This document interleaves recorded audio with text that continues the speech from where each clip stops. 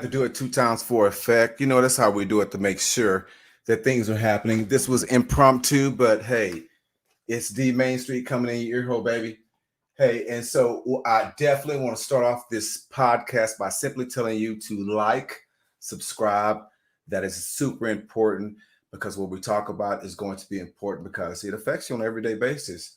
I read something today concerning the Milwaukee Bucks. We're talking about not playing in basketball games right now. Help me understand what you think about that and why that matters to you. I think it matters to me because it reminds me of a union in the making. And if you do a little research about unions in the making, you'll understand that, hey, there's a little bit of things that are going on that they control. And when you know you have a little bit of power like you do like that, it changes the game because one important thing happens when it changes the game. It absolutely makes everybody understand that it goes to your pocketbook. And if you lose money, you're not happy. You know you're not happy. So when you do that, you understand exactly what's going on. You exactly understand what people are saying to you. And the truth is, they're taking money from you, billions of dollars, and you're not going to sit still for that, which is why they said, hey, we're going to go ahead and suspend all the games for right now and see what happens. Now, hopefully, nobody else gets shot in the back and that happens. Hopefully that doesn't happen. And forgive me for my little square right there, but hopefully I can get that out. I'm working some kinks out. You know how it goes, but you hear me, you understand what I'm saying, and hopefully you understand that I'm here with you, and it doesn't matter all that other stuff. With that being said, I welcome all questions, comments, anything you have to say that you have something to say about this. But not only that, the young man in Wisconsin, it almost reminds me of you have to continuously remember this laundry list of people that are getting shot in the back when that's the first option for most people of authority, when that can be the last option because that's the most lethal option. I want to understand from my friends out there on Facebook, on Twitter, on TikTok, on YouTube, why is that the first option all the time, or most of the time, or at least what's shown most of the time for the common public? I just want to understand. Help me understand that. If you can, I am listening. The truth is, it matters to me, and that's why I'm talking to you about it. The friends that I have talked to already say, hey, they don't understand why. Um, you have this man that was breaking up a fight and you have 3 kids in the car and you just decide to shoot that dude. And so you have professional athletes that really didn't want to play in the first place, but did to get your mind off of everything. And then these professional athletes go there and then they're still seeing the same thing happen to people that look just like them. And it's a resounding effect to anybody um, of any consequence to you. If it's a friend, associate, you feel for that person. You have empathy. It affects you. If for a moment it still affects you, and when it becomes overwhelming, you decide, hey, am I going to do something about this, or I'm just going to act like it doesn't even apply to me? And the truth is, if you don't act like it applies to you, then you're just like every single person outside in the world that just says it doesn't matter, because it does matter. It matters. So yeah, basketball started back. Everybody wants basketball. LeBron's playing tonight. Everybody was ready to watch LeBron play tonight. Come on. And then let's keep it real. It took the Milwaukee Bucks players. They talked amongst themselves. They are the ones that did that. They said, we're not going to play. And as you see, leaders are leaders and people follow. And I'm not saying these other teams wouldn't have done something, but they wouldn't have done what the Bucks did. Let's keep it real. They would not have done what the Bucks did. So the Bucks are saying, hey, this affects me and this is what I'm willing to do. And everyone fell in order. As a matter of fact, the next team that was supposed to play at that day or time. Let's take a look at it. Another team was supposed to play. They walked off the court. Yeah, that's correct. Orlando walked off the court. They walked off the court. They were getting ready to play. It affected them, but man, that's the difference between people that are really affected by it and people that really aren't affected by it. And I don't mean that you are not in some compassionate way, but it becomes like that dish towel that you're done with. You go wash it again. Man, this is real. This is not only real, this is a moment where people just can't stand by and say, I don't care. I can't take a look at it. It's sometimes disturbing when you think about it, when you're saying, I have to prove not only within a reasonable doubt to you, I have to prove to you that, hey, there's nothing you can say against this that proves otherwise. And that's ridiculous. It's ridiculous. You know it's ridiculous. I don't understand that. You don't understand that. And that's the problem.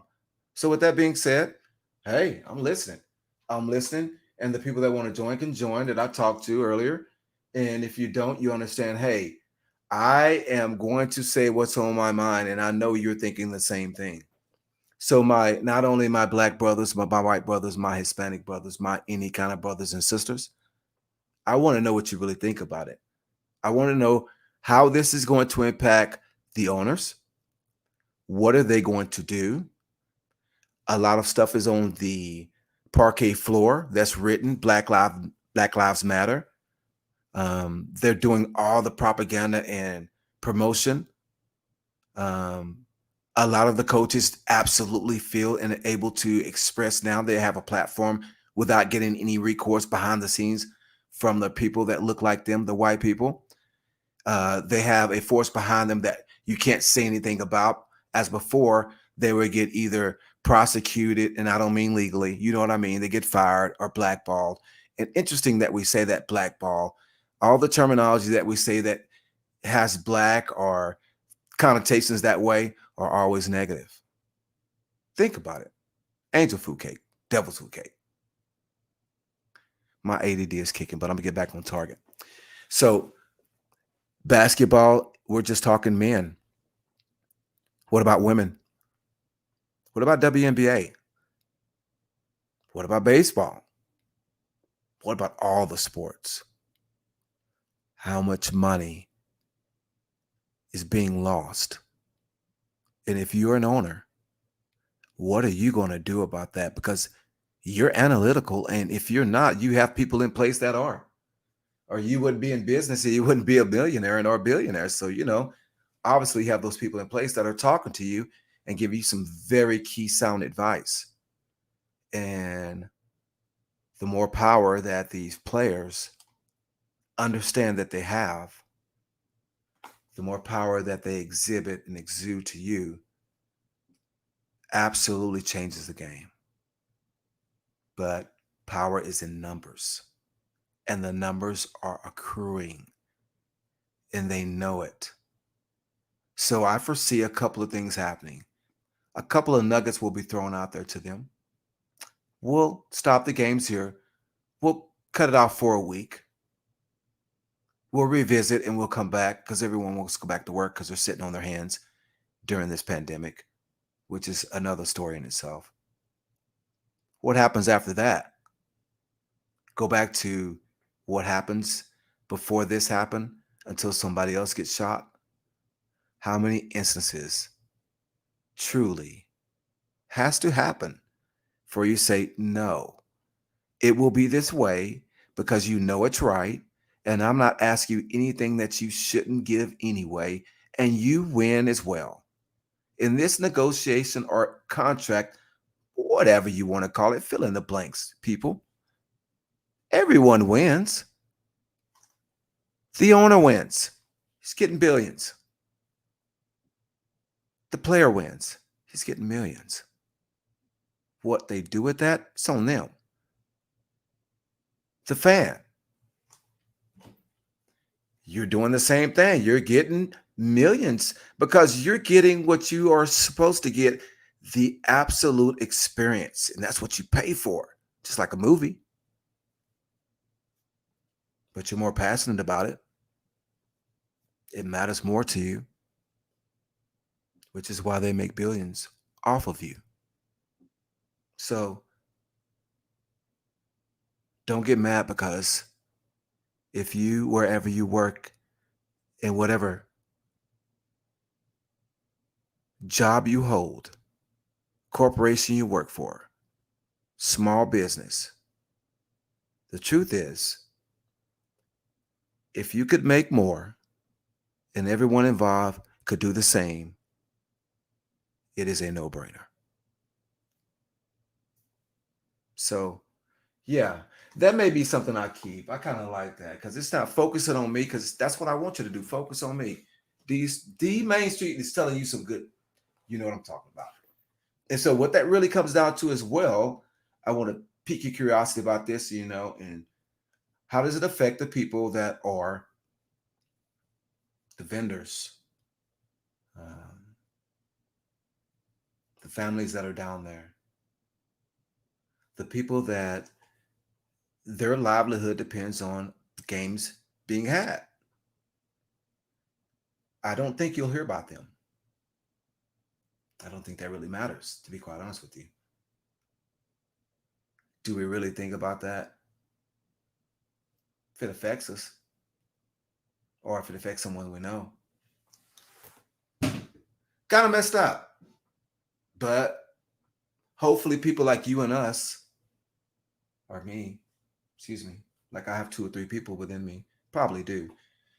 But with that being said, again, I hope that you understand a few things. It's way deeper than just stop playing games. The power that they hold to be able to not play and push the envelope of the owners is overwhelmingly powerful. Those owners in every sport understand the power that they hold. But if the people that they employ, and I use that loosely, do your research, understood the power that they held, it would change the game. College sports. How many billions upon trillions of dollars has every university made upon the backs of youngsters?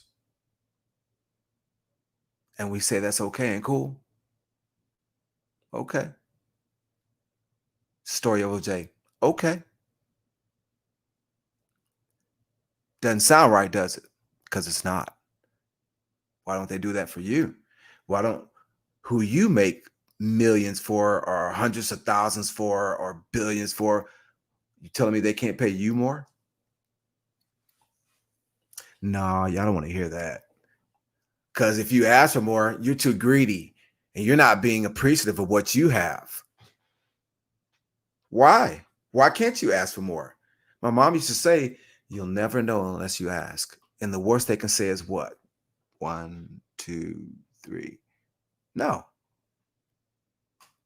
Closed mouths don't get fed. People, feed yourself. Know your worth and tell people about it. And don't be ashamed to do so. Stand up like these kids did. They don't know what's going to happen, but you know what? They believed in something. And all I can say to you is believe in yourself, regardless of the people around you. Because you know what? Another thing my parents said to me, everyone has an opinion and something else on their body. All have the same. And I think you can figure out what that is. So be careful who you ask what they think based on their paradigm in their life, in their experience. And don't settle yourself for that. You be you and you be the best that you can be. And that's better than what you probably think you can be right now. All day long.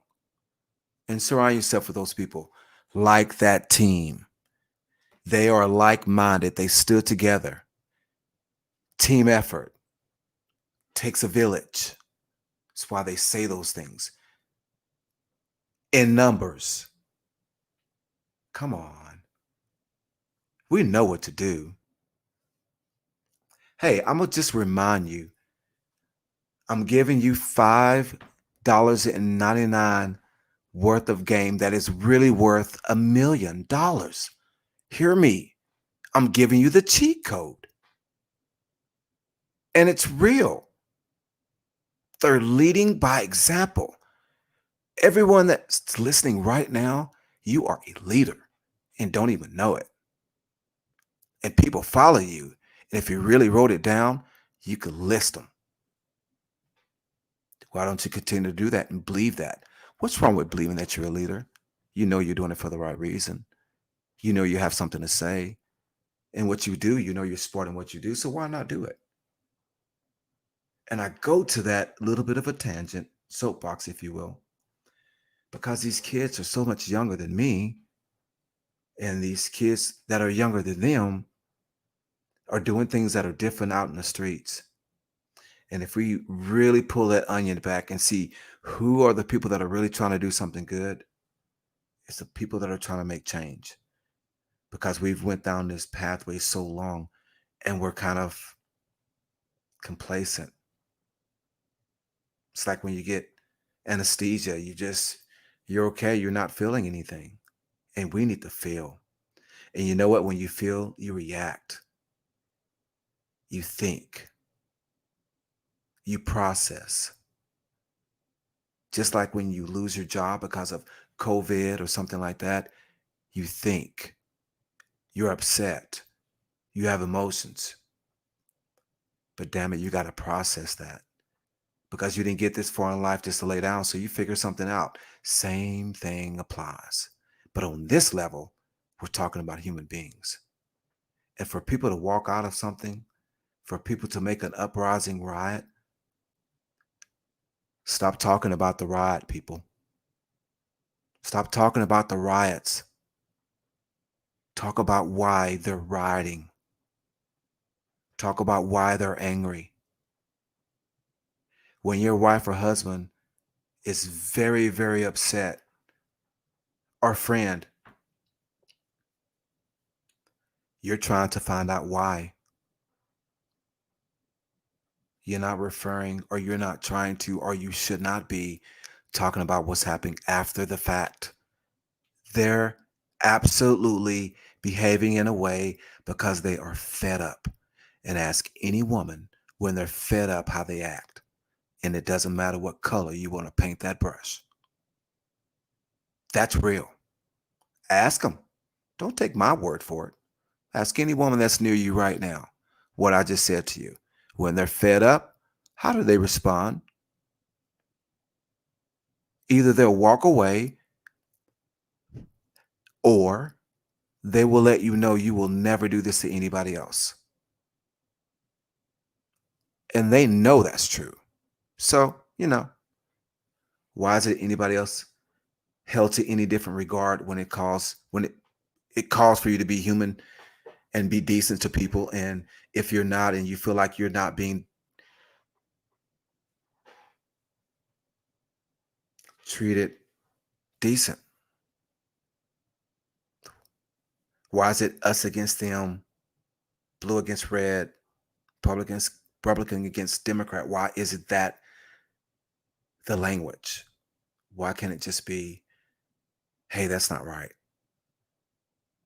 Hey, that's not right. I don't need to make a reason or excuse about why it happened. It's just not right.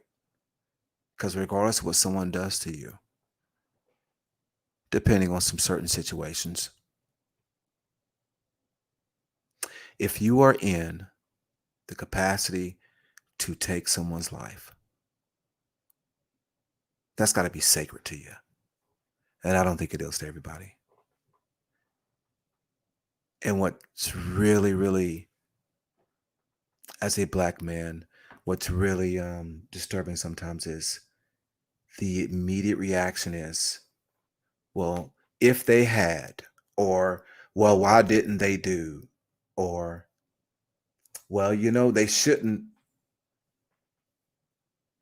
If that was your child, if that was your dad, if that was your mom, whatever, would you say that? Or if your answer to that is no, then think behind the scenes why you even think about that when you see someone that doesn't look like you. And if you had to have a hard conversation with your psyche, or with someone that's in your life that you really respect that may not look like you, that you really hear, they'll tell you.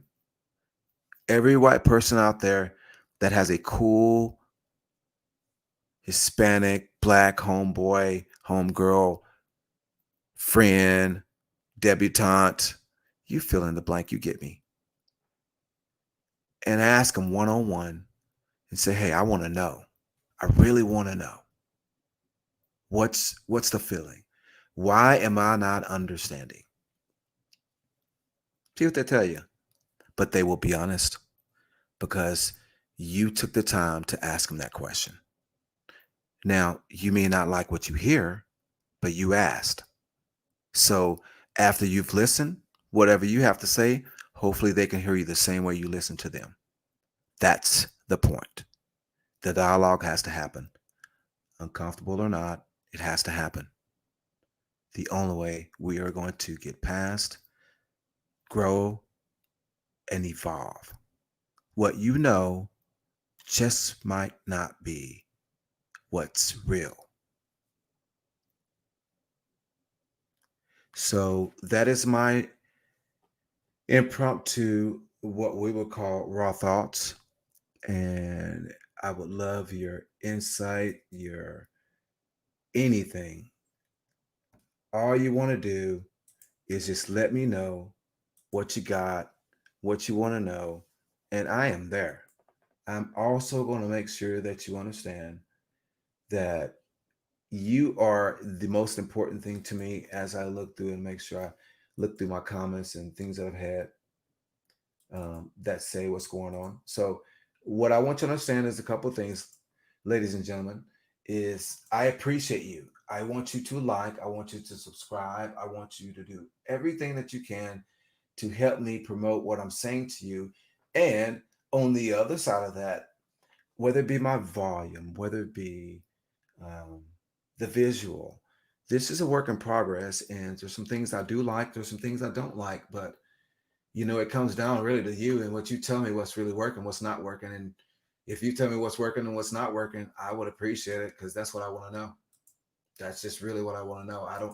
I don't need to know anything other than what you say is good for me, makes me look good because I want to make you look good and I want to have a platform where you understand where I'm coming from and hear what I have to say. I do.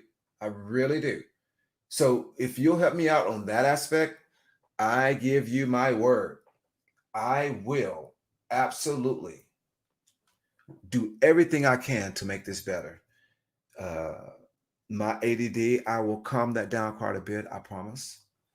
Maybe I'll definitely do things like um, write down what I want to talk to you about, so I'll stay on target. I just love to talk about anything because I have a lot to say in my mind and it never stops. So it helps me as a platform to talk to you and get your feedback. I appreciate it. I respect that. And I'm at a point in my life where I think I can receive information, process it, and in a very positive way, give what I feel back. And hopefully the people that will, send me their information, I know may get good and bad, but it doesn't really matter. I just want to know that what you think, I want to hear you. So there you have it. It will be on my YouTube. Again, I do like my little square thing, but if you don't, you tell me you don't. It's all good. And we're going to call it a night with the mainstream. And we are going to say, hey, we're going to call it a night and end our broadcast. Till next time, I appreciate you. Always raw. And you know what?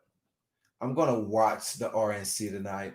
And I assure you, if I see some crazy, crazy stuff, uh, at that particular time, I would have probably had, never mind.